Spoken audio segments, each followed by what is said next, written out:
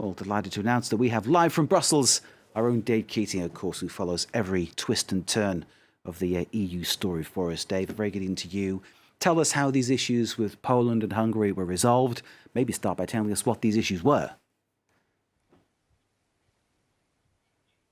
Well, what they opposed was one specific part of the budget, nothing to do with spending. It was a new mechanism that was introduced that would tie some funds to adherence to the rule of law.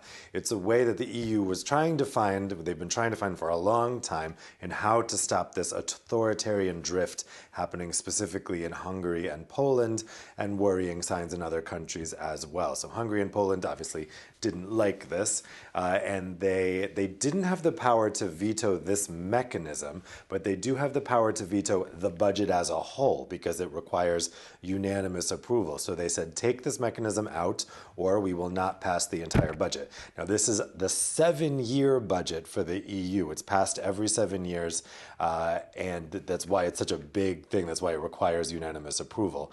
There was a lot of going back and forth about this over the past months. They had first agreed this in July, but it turned out there was a different understanding about what had been agreed.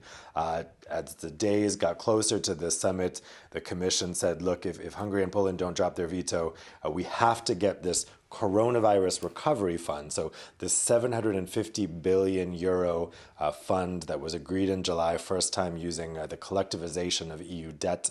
We need that right away because it's for the COVID recovery. So if they don't drop this veto, we're going to strip that fund out of the overall budget and approve it separately through a mechanism called enhanced cooperation, where they can exclude some member states. So we'll just adopt it with 25 of the 27 EU member states, and Hungary and Poland just won't get any.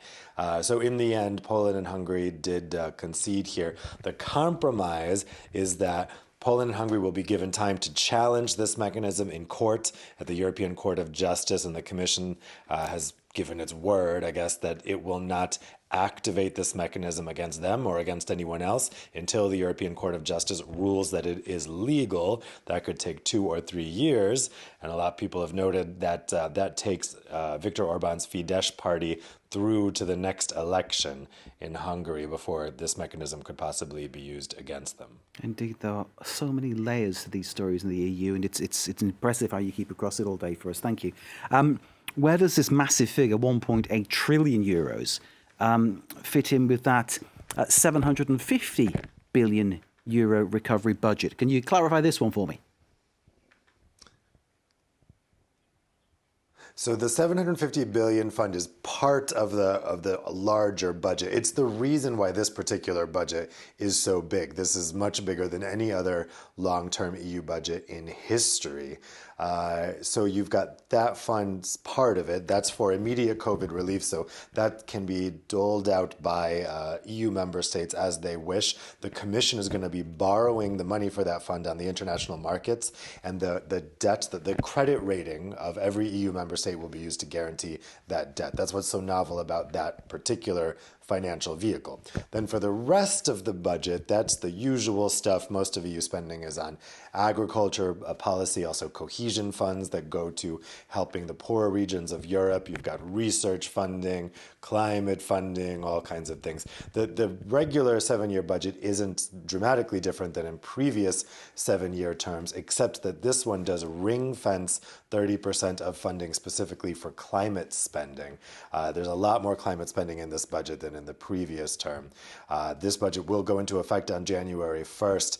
If they hadn't agreed this today, even if they had stripped out the COVID recovery fund, that would have left the rest of the budget still stranded, still held hostage by Hungary and Poland. That's why that was really not an ideal solution, because if they hadn't agreed something by January 1st, they would have had to roll over the 2020 budget. It would have kind of frozen EU spending for a while. It's happened before in the past when countries have vetoed, or the European Parliament has vetoed these budgets, these long-term multi-annual financial frameworks, they're called. They're always full of drama. This year was no disappointment, but at long last, the drama is resolved, and we have an agreement tonight.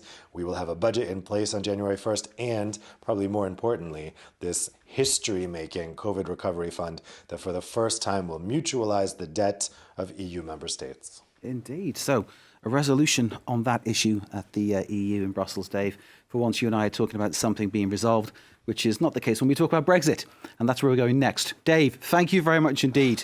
Dave Keating there, he thought he was going to ask me about Brexit, but I'll spare him that one this time.